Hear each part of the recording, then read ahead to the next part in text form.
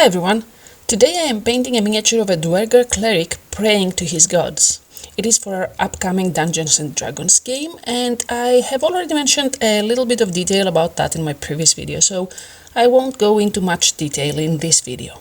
For those of you who don't know, Duergar are actually dwarves that live underground, so their skin is kind of greyish instead of the normal skin tones of humans and other human races. So that's why I am starting by painting him grey instead of the skin tones that you would expect from a dwarf to have.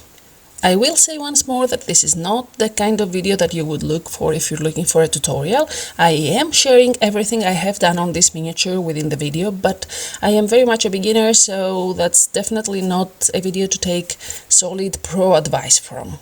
Of course, there are useful things you can learn from this, especially if you are a beginner yourself, because the pro techniques are not always easy to follow. Actually, in this specific video, I will include and talk about an experiment I am doing and also a realization I had, which will definitely sound ridiculous to those of you who have been painting miniatures for at least a decent amount of time, but oh well. When we're beginners, we realize and understand things that sound obvious to others, but are not that obvious to us. My experiment was about my wet palette.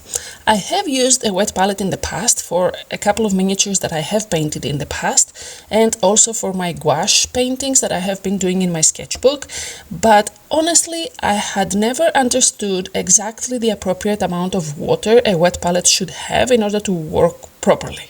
I am assuming that this amount will be different depending on the medium you are using, so I would say that painting with gouache is not the same as painting with these paints that are meant for miniatures, but I was always using a small amount of water, not that much. I didn't let it soak too much. But recently I was watching a video of a rather professional, miniature painter, and they were having so much water in the wet palette that it was completely soaked. It was like the paper on the top was floating above the water. So this time around I tried to do the same in my wet palette, which is something that I would have never done if I hadn't watched someone else do it. I added a bunch of water, I even soaked the paper and put it on top, and everything was completely wet. And when I dropped my first drops of paint on it, it had a very weird reaction to it. It was like the paint kind of split, and I don't know if it is normal for it to do it. So it was a little bit scary at the beginning, but I kept pushing and I thought that I would try it anyway. So I did.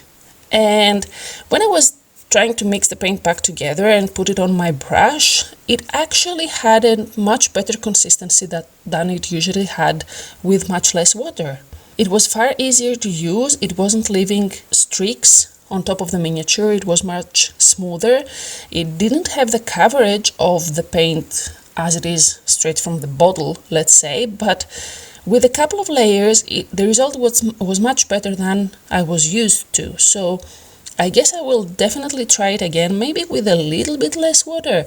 I'm not exactly sure, but even if it was scary at the beginning and the paint seemed to react a little bit weird to the water underneath, the final result, I think, was better and much easier to control for me. So yeah, I guess a wet palette is a mystery by itself, and I will probably look for videos especially on that subject if there are any, but it's something that I think is also very important for miniature painting, as is for any kind of painting probably, because the amount of water you want to put in your paint and learning to use the consistency to your advantage, I guess, is one of the main factors that can separate an experienced painter from an amateur painter.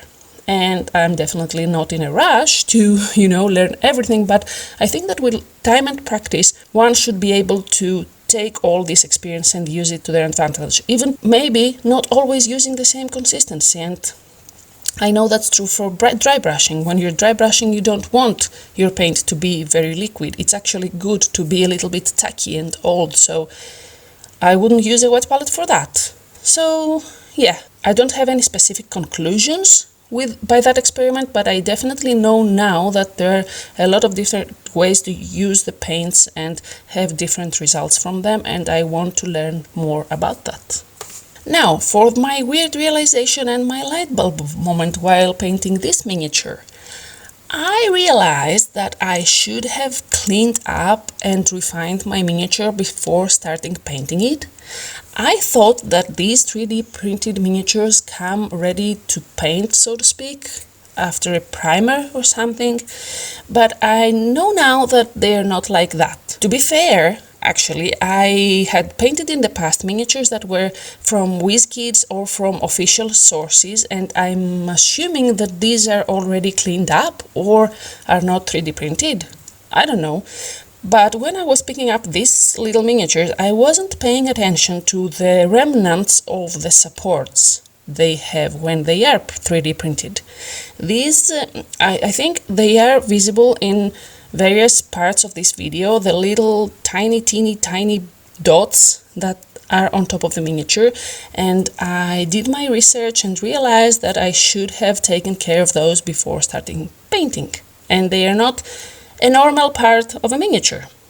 And yes, I know that those who are more experienced than me in that are probably laughing right now, but it's not always easy being a beginner and realizing stuff as you go, you know? I didn't understand exactly what was that. I didn't know if it was part of the design or if it was a mistake during the printing.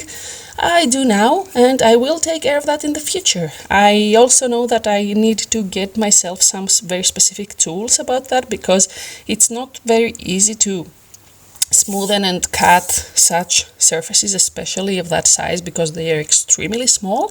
But I have educated myself on that, and I have asked around to find such tools and have them for my next miniatures. Maybe not for the exact next one, because it's not easy to find such stuff around here, and I have to go shopping online, and I have to wait and such. But I'm glad I'm figuring things out before our own character miniatures arrive, and that was the purpose of all of this adventure for me, to paint these, so to speak, monster and NPC miniatures before our own miniatures arrive, the ones that are made for our character specifically, so that I could have the best results with them. I definitely know that a couple of weeks or a month is not enough time for me to learn everything, but I know that each miniature will be a little bit better than the previous one, so I'm taking this experience and opportunity to learn and realize simple stuff like this one in order to be better in the future. That's all. I hope I wasn't the only one realizing this stuff after I start painting miniatures, and I somehow hope that these videos may be helpful to those of you who are in the same spot as I am, or actually not even having started painting miniatures but are just looking around, because most of the videos are for very advanced techniques and ways to make your miniatures look awesome, but skip those very first steps because apparently they are very obvious, and everyone assumes that these things should be already known to everyone but are not. So I'm putting those out there. I'm sharing my experience so that maybe one of you will be helped by it and will know better before starting instead of learning as you go. And that's it for today. I hope you enjoyed watching me paint this little guy. It was a tiny miniature of a Duergar Cleric praying, and it was very much fun. It was a simple one and it wasn't so scary to start and finish.